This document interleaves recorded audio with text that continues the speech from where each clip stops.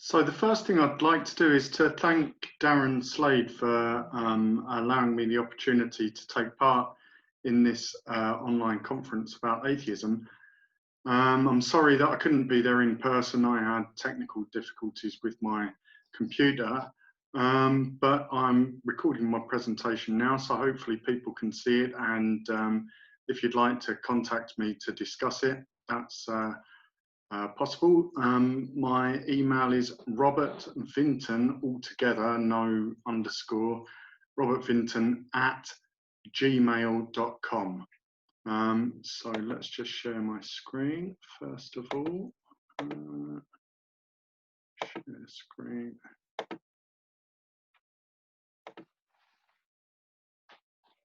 So I'm going to talk about Wittgenstein and Marx on religion and discuss how their take on religion is allows for a richer understanding of religion than the kind of account that the new atheists give of religion. And I'm going to focus particularly on the example of Islamophobia to show why the new atheists fall into Islamophobic rhetoric, whereas Marxists and Wittgensteinians aren't so likely to get caught up in that kind of bigoted rhetoric.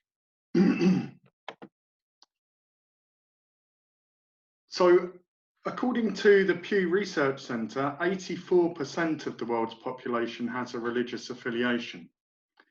More than half of the people on Earth identify as either Christian or Muslim, and a further 1.1 billion are Hindus, 500 million are Buddhists. Religion obviously plays a significant role in many of the issues affecting us around the world today. We can see this in the fact that governments throughout much of the world have been promoting Islamophobia to sell war, to divide people, and to scapegoat Muslims for problems. When Donald Trump was campaigning to be president of the United States, he called for a complete shutdown of Muslims entering the United States. And then soon after becoming president, he instituted what's known as the Muslim ban on immigrants coming to the US from Iraq, Iran, Libya, Somalia, Sudan, Syria, and Yemen. Britain's Prime Minister Boris Johnson has said that fear of Islam is a natural reaction and compared Muslim women to letterboxes. His party, the Conservatives, have allied themselves with anti-Semitic and Islamophobic far-right parties across Europe. Successive governments in France have promoted policies which encroach on the freedom of Muslims to practice their religion in public. The Islamic headscarf was banned in schools in 2004. In 2010, a ban on Islamic veils was introduced. In the summer of 2016, police began arresting Muslim women for wearing the burkini. And in 2018, religious symbols were banned from France's National Assembly. Islamophobia is not just a feature of European and North American politics. India is led by a Hindu nationalist, Narendra Modi, who played a prominent role in the massacre and rape of thousands of Muslims in Gujarat in 2002. He recently introduced legislation targeting Muslims, a Citizenship Amendment Act that allows non-Muslims from Afghanistan, Bangladesh, and Pakistan to come to India, and a National Register of Citizens, which is intended to check the paperwork of people living in India. The two pieces of legislation are linked because the Citizenship Amendment Act means that non-Muslims without paperwork will not face internment or deportation, whereas Muslims will. The law threatens to make many Muslims in India stateless. In China, Uyghur Muslims are under attack from the Chinese government. They're banned from naming their children Muhammad, blocked from entering mosques, forbidden from fasting during Ramadan, and hundreds of thousands, perhaps as many as 3 million, have been imprisoned in re-education camps where they're detained against their will and are forcefully brainwashed. Islamophobia has been around for a long time, but it grew particularly in recent years in the context of a series of attacks by Western nations on Muslim majority nations in Afghanistan, Iraq, Libya, and Syria. It was in that context that a group of atheists known as the New Atheists came to prominence: Sam Harris, Richard Dawkins, Daniel Dennett, and Christopher Hitchens. This group promoted the Islamophobia being used by governments to scapegoat minorities and build support for war. So, for example, Sam Harris has claimed that the people who speak most sensibly about the threat that Islam poses are actually fascists. And in the same article claimed that solidarity amongst Muslims may be the greatest problem facing civilization. Dawkins is well known for his angry tweeting in opposition to Islam. Over the past couple of decades, Dawkins has tweeted support for far-right figures such as Geert Wilders, Douglas Murray, and Pat Condell. In other tweets, he's claimed that Islam is the greatest force for evil today, compared Islam to Nazism and cancer, and contrasted the aggressive-sounding Allahu Akbar with the lovely bells of Winchester Cathedral. Daniel Dennett is somewhat more restrained, but has nonetheless made clumsy, inaccurate assertions about Islam in his book Breaking the Spell, and has conflated opposition to Islamophobia with letting Islamic extremists off the hook. Hitchens also regularly made Islamophobic remarks and claimed that opponents of Islamophobia were opening the gates for the barbarians. So it's clear that religion is very much implicated in our lives, and it's important to gain a serious understanding of religious belief. Marx and his collaborator Engels and Wittgenstein have contributed in different ways to developing a rich appreciation of religious belief, which contrasts sharply with the kind of atheistic analysis offered by the New Atheists. There are tensions between the accounts of Marx, Engels, and Wittgenstein, which I'll explore in a moment, but there are also profound insights from these three thinkers that can be united to produce the kind of understanding that's crucial for us to have today. At the end of my presentation, I hope to show that the tensions between the views of Marx and Wittgenstein are not so extreme as they may initially seem. And I hope to show by the end what it is that Marx and Wittgenstein had, which the New Atheists lack, and which has led the New Atheists to make bigoted attacks on oppressed minorities.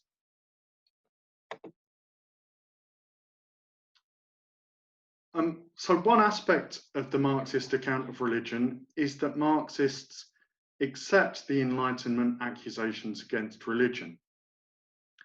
Engels advised that the works of Enlightenment thinkers should be translated and distributed amongst workers as a way of combating religious influence upon them.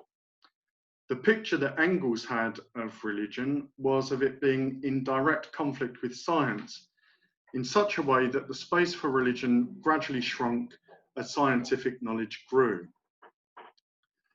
Scientific knowledge would eventually leave no space at all for religion. So in Dialectics of Nature, he says, in the history of modern natural science, God is treated by his defenders as Frederick William III was treated by his generals and officials in the Jena campaign. One division of the army after another lays down its arms. One fortress after another capitulates before the march of science, until at last the whole infinite realm of nature is conquered by science and there's no place left in it for a creator. On Engels' account, religion and science compete in giving an account of the universe, and as science advances, religion is beaten back. The Enlightenment materialist criticisms of religion were in part based on criticism of scripture. Holbach, for example, criticized the Bible for its brutality and moral depravity. He commented on the way in which God is depicted as being vengeful, jealous, and pleased with carnage. Indeed, it's true that the Bible contains passages in which God recommends slaughtering large groups of people, raping women, and in which human sacrifice, slavery, and incredibly harsh punishments are advocated or carried out by God or his representatives on earth. Holbach also criticised Christianity for encouraging ignorance. He asked how human beings could make any considerable progress while tormented with frightful phantoms and guided by men interested in perpetuating its ignorance and fears. The story of Adam and Eve being banished from the Garden of Eden for eating from the tree of knowledge, and the story of God destroying the common human language as punishment for building the Tower of Babel, are two well-known instances from the Bible in which God punishes human beings for threatening to obtain knowledge. However, Christian admonishments for gaining knowledge are not just restricted to the pages of the Bible. Religious authorities burnt many people at the stake for presenting scientific findings that conflicted with the accounts of the universe given in the Bible. In addition to these kinds of challenges to scripture and to religious authorities, Enlightenment thinkers also challenged the defences of religious belief against problems such as the problem of evil. Voltaire challenged Leibniz's claim that amongst all the possible worlds, ours is the best of all, in his novel Candide. In that story, the protagonist Candide and his teacher Dr. Pangloss experience a seemingly never-ending series of trials, going from beatings to homelessness, starvation, imprisonment, whippings, war, terrible storms, the Lisbon earthquake, trial by inquisition, hanging, and being robbed. Pangloss teaches Candide that the world that they inhabit is the best of all possible worlds, but that proposition is continually put to the test and soon seems ridiculous.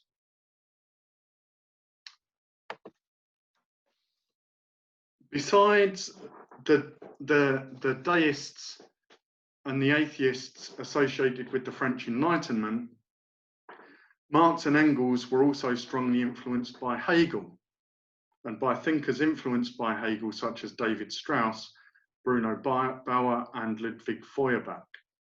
Strauss and Bauer pointed to inconsistencies in the Bible and examined its historical accuracy, finding it wanting. Feuerbach argued that God was a creation of human beings, a projection of the finest qualities of human beings into an illusory God. According to Feuerbach, human beings lose contact with themselves through this projection, not recognizing God's features as a projection of their own features. And as we augment the concept of God, we diminish ourselves. And we can see one of the inspirations for Marx's account of alienation in Feuerbach's account here. Engels, Marx's collaborator, said of Feuerbach's The Essence of Christianity that one must himself have experienced the liberating effect of this book to get an idea of it. Enthusiasm was general. We all became at once Feuerbachians. How enthusiastically Marx greeted the new conception, and how much, in spite of all critical reservations, he was influenced by it, one may read in The Holy Family. And Marx himself often used formulations resembling the Feuerbachian inversion, namely the claim that God is not a pre-existing being that determines human existence, but the other way around. In the introduction to his contribution to the critique of Hegel's philosophy of right, Marx says that man, who looked for a Superman in the fantastic reality of heaven and found nothing there but the reflection of himself, will no longer be disposed to find the semblance of himself where he seeks and must seek his true reality. The basis of irreligious criticism is man makes religion, religion does not make man. And he describes religion as reversed world consciousness. In the Economic and Philosophic Manuscript of 1844, Marx echoes Feuerbach's reflections on the alienation involved in Christianity, saying that the more that man puts into God, the less he retains in himself. Engels and Marx appear to have thought that the Enlightenment and post-Hegelian criticism of religion had decisively undermined it. In 1844, Marx declared that for Germany, the criticism of religion is in the main complete, and criticism of religion is the premise of all criticism.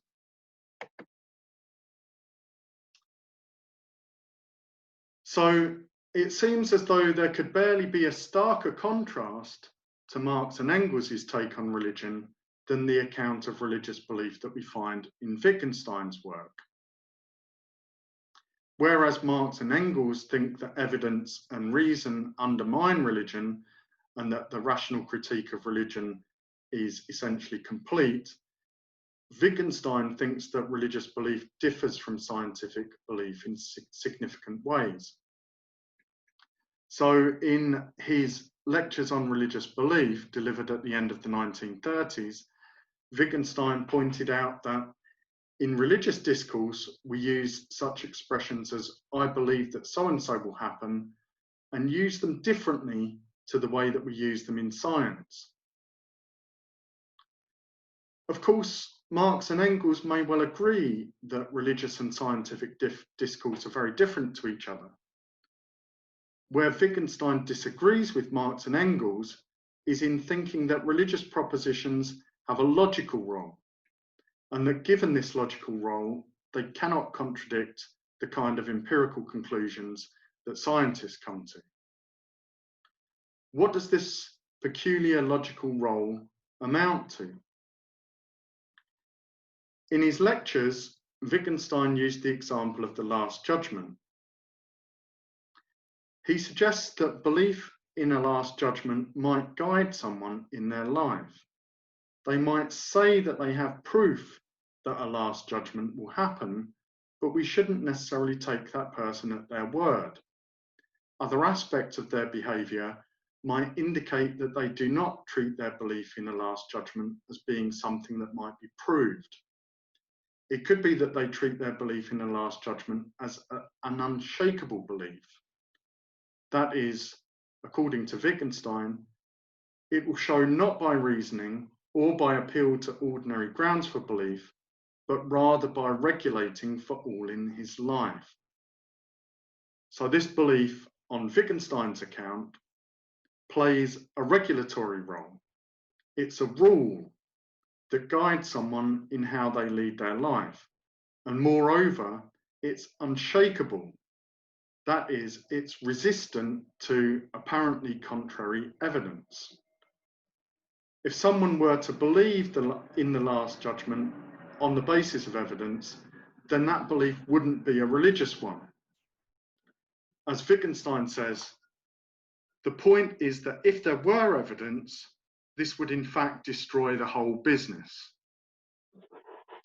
The different roles played by religious beliefs and ordinary empirical beliefs are brought out by Wittgenstein when he compares belief in a Last Judgment to a belief that a German aeroplane is overhead. So this is a quote from Wittgenstein. Suppose that somebody were a believer and said, I believe in a Last Judgment. And I said, well, I'm not so sure, possibly. You would say there's an enormous gulf between us. If he said there's a German airplane overhead, and I said possibly I'm not so sure, you'd say we were fairly near. So in the case of empirical belief, we talk about the probability of something being the case, about hypotheses, and about knowing that something is the case on the basis of evidence. We have opinions about empirical matters. But as Wittgenstein points out, it would sound strange to say that somebody has the opinion that there will be a Last Judgment.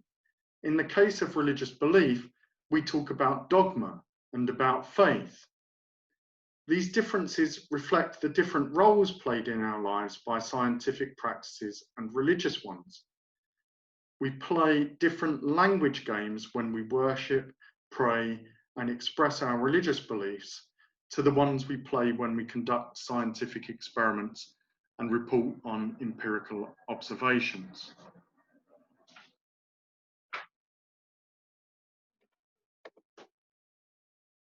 So it's clear how this Wittgensteinian picture conflicts with the Marxist one that I just outlined previously. If Wittgenstein is right, then at least some of the claims made in the name of religion will be claims that don't play the role of ordinary empirical propositions, and instead play a logical role that places them beyond rational doubt, beyond assessment in terms of evidence. They play a logical role, which means that they're shunted away into a siding and placed out of the traffic of evidence, justification, and doubt. This means they can't come into conflict with scientific evidence, and the progress of science can't undermine them in any direct way, although scientific changes might persuade people to take up other commitments. People might be converted.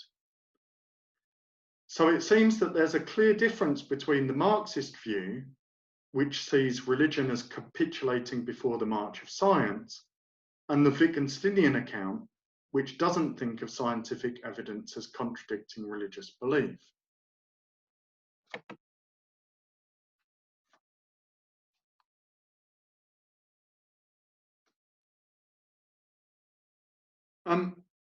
So in the previous two sections, I've given something of a crude one-sided account of both Marx's take on religion and the Wittgensteinian account.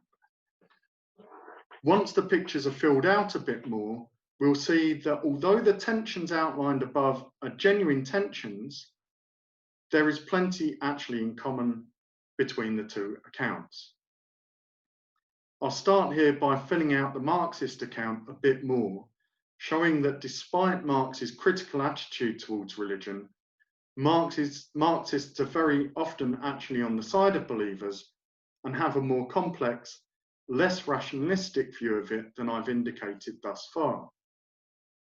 I'll then go on to look at the Wittgensteinian account in a bit more detail and suggest that Wittgensteinians might be critical of religion in a similar way to the Marxists, despite recognizing that religious believers and scientists are playing different games.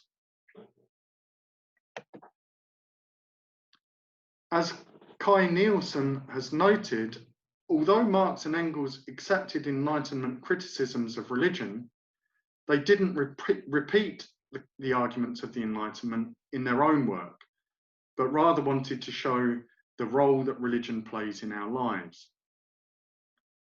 They recognized that religious belief survived despite the justified criticism that it had received, and sought to give an account of why that was. In contrast to past philosophers, Marx and Engels wanted to move away from abstract argument and to examine religious phenomena in their historical, economic, political, and social contexts. Their account of history as a series of class struggles was in the background of their account, and the role of practice was also significant. As Marx famously said in his 11th thesis on Feuerbach, the philosophers have only interpreted the world in various ways. The point, however, is to change it. More particularly, he criticised Hegelians like Bauer and Feuerbach for failing to complete their task. As good dialecticians, Marx and Engels didn't merely want to negate religion, but to preserve what is good in it and raise it to another level. Roland Bohr, in elaborating Marx and Engels' account, says that socialism does not kick away the ladder of religion, but pulls it up and uses the wood to construct something quite new.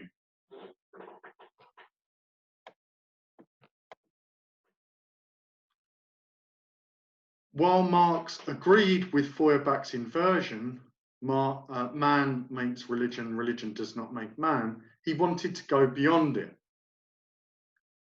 Given that people do make such projections and alienate themselves in the process, given that people invest hope in a world beyond this one, we need to explain why it is that people make such projections. If it's true that human beings wish for something better from a being that they've created themselves, then that's a sign that something has gone wrong in the life of human beings.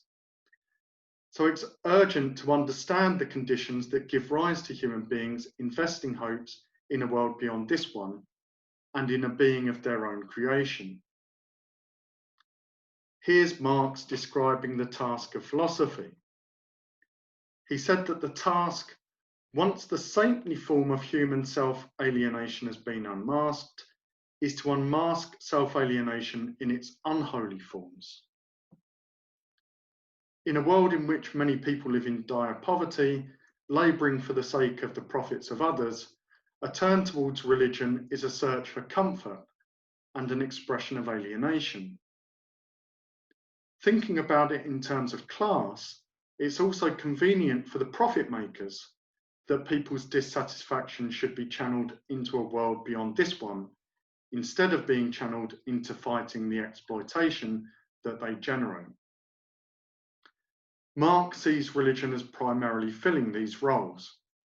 Religious distress is at the same time the expression of real distress and the protest against real distress. Religion is the sigh of the oppressed creature, the heart of a heartless world, just as it's the spirit of a spiritless situation. It's the opium of the people.